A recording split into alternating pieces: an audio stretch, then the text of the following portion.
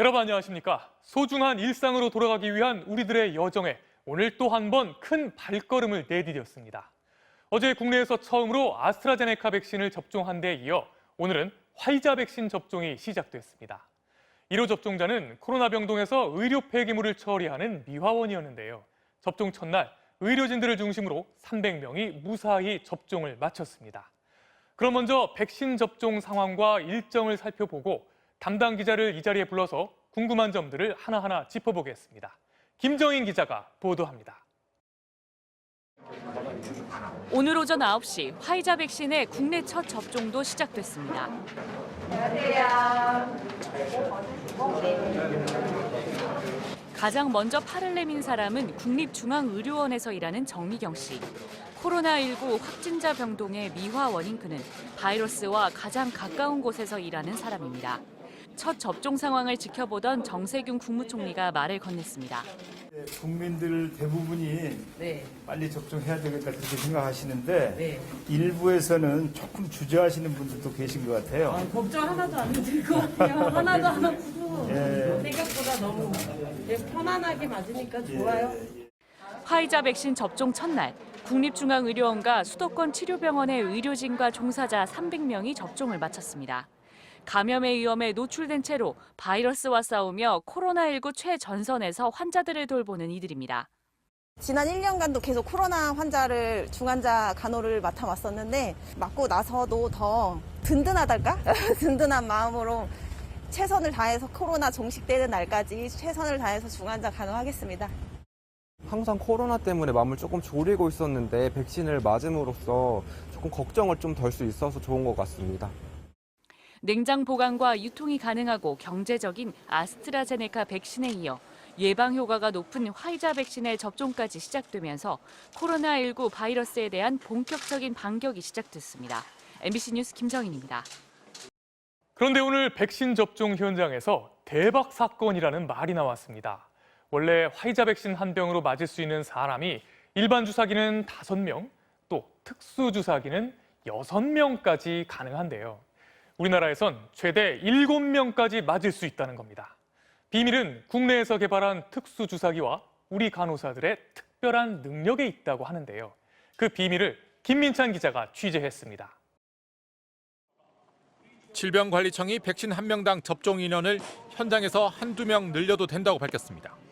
해외에선 화이자 백신 한 명당 5명을 접종할 수 있는데 버리는 양을 극도로 줄인 국산 주사기로 6명까지도 접종이 가능합니다.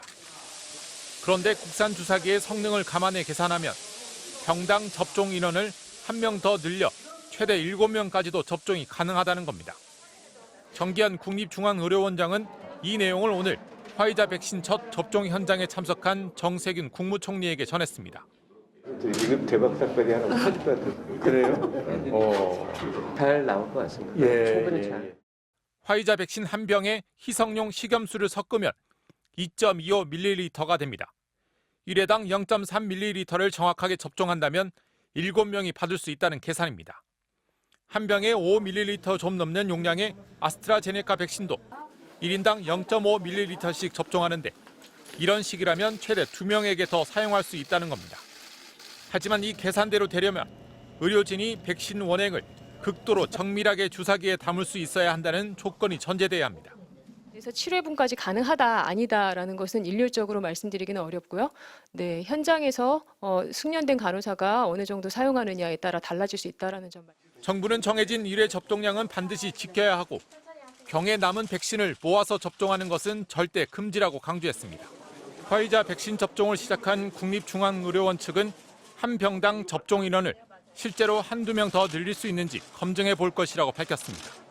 MBC 뉴스 김민찬입니다. 어제 요양시설을 중심으로 접종을 시작한 아스트라제네카는 전국에서 하루 동안 18,000여 명이 맞은 것으로 집계됐습니다.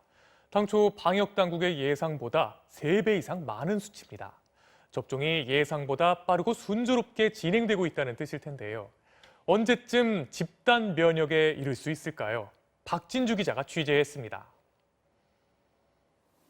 서울 마포구의 한 요양병원. 주말이지만 의료진이 상주하는 곳이어서 오늘도 백신 접종이 계속됐습니다.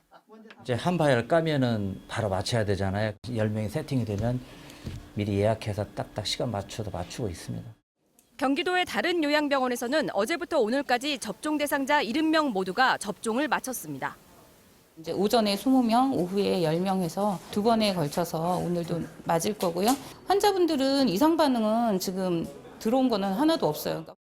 코로나 백신 접종 첫날인 어제 전국에서 18,489명이 아스트라제네카 백신 1차 접종을 완료한 것으로 집계됐습니다.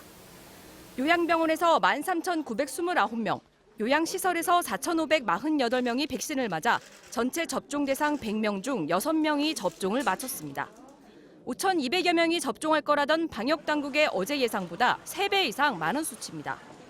백신 접종 후 두통이나 발열 등 이상 반응을 보인 사례는 15건으로 집계됐습니다.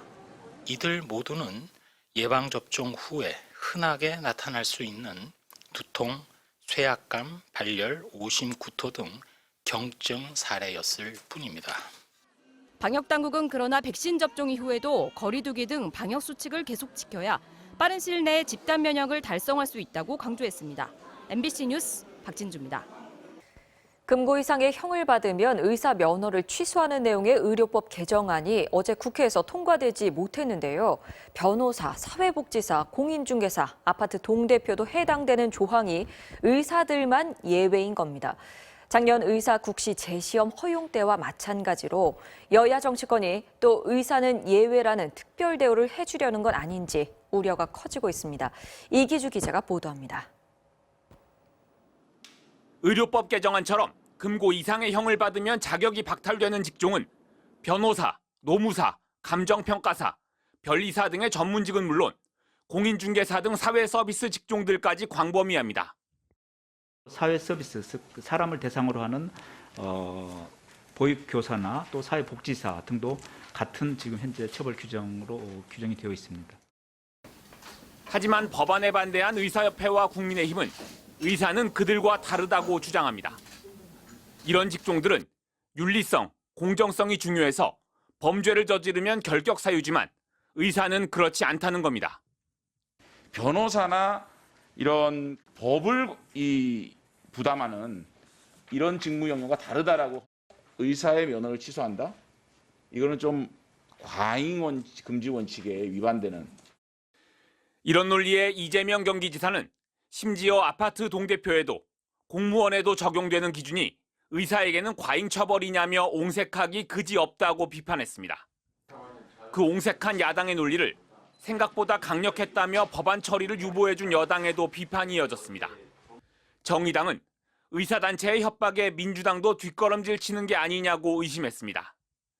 지난해 의사 국시 재시험 논란 때도 정부 여당은 당초 다른 직종과의 형평성 때문에 안 된다고 했다가 1년에 수백 개를 치르고 있는 국가시험을 어느 한 시험만 예외적으로 재응시한다는 것은 사회적으로 정말 어려운 문제입니다. 몇 달 만에 허용해줘 의사들만 구제해줬습니다. 의사는 다르다는 여야 정치권의 특별 대우가 의료법 개정안 처리에도 적용되는 건 아닌지 3월 임시국회 처리에 세간의 이목이 집중되고 있습니다. MBC 뉴스 이기주입니다. 군부 쿠데타가 일어난 미얀마에서 또다시 민주화 시위에 참여한 시민이 군경의 총에 맞아 숨졌습니다. 시위 현장에선 기자나 의료진까지 무차별적으로 체포되고 있습니다.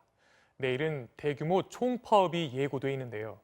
또다시 유혈 사태가 일어나지 않을지 우려가 커지고 있습니다. 손영 기자가 보도합니다. 성인 남성 여러 명이 남성 한 명을 바닥에 쓰러뜨리더니 몽둥이로 집단 폭행합니다. 어디선간 총소리도 들립니다. 미얀마 최대 도시 양곤으로부터 600km가량 떨어진 소도시 몽유아시에서 사복 경찰들이 시위대를 마구 제압하는 영상입니다. 여성이 머리채를 잡힌 채 얼굴을 가격당하는 모습도 포착됐는데 임산부도 예외는 아니었습니다. 이 과정에서 시위에 참여한 마투자킨이란 여성이 군경이 쏜 총에 맞아 숨진 것으로 알려졌습니다. 남자 한 명, 여자 한 명이 맞았다. 여자는 자궁 거기에 총 맞아가지고 돌아가셨고요. 경찰가 군경 10,000명을 보내서 진압한다는 그 소식들이 올라오고 있고. 사실이라면 지난 1일 쿠데타 이후 군경의 총격을 받고 숨진 민간인은 최소 5명으로 늘어납니다.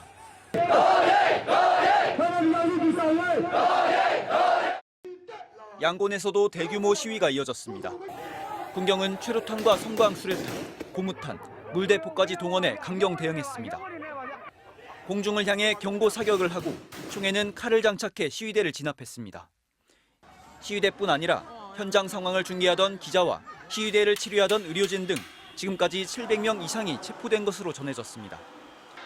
어제는 쿠데타를 지지하는 시위대가 등장해 두 시위대가 충돌하는 일까지 벌어졌습니다. 가택연금 중이던 아웅산 수치 고문의 소재 역시 이틀째 파악되지 않고 있습니다. 유엔 주재 미얀마 대사는 유엔 총회에서 시민에 대한 억압을 멈추고 민주주의를 회복할 수 있도록 국제사회에 강력한 조치를 호소했습니다.